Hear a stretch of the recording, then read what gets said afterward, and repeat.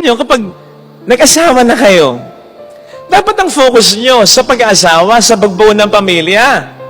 Hindi na kayo dalaga, binata pa. Yung mga ginagawa nyo dati na dalaga at binata kayo, hindi nyo dapat ginagawa pa. Kung ginagawa man, kunti na lang. Dapat ang focus ninyo sa asawa, sa mga anak. Halimbawa na lang, yung unnecessary na mga texting, unnecessary na mga chat, unnecessary na pag-search sa Facebook, sa internet. Oh, pagod ka galing trabaho, okay, I understand that. Pero meron ka pang panahon. Kung gusto mong mahinga, o di mamahinga ka, matulog ka. Para pagising mo, may panahon ka sa asawa mo, may panahon ka para sa anak mo kahit sandali lang. Eh yung sinasabi mong pahinga, mag-scroll down ka pa, di ba? Hook ka. Yung attention mo, yung energy mo.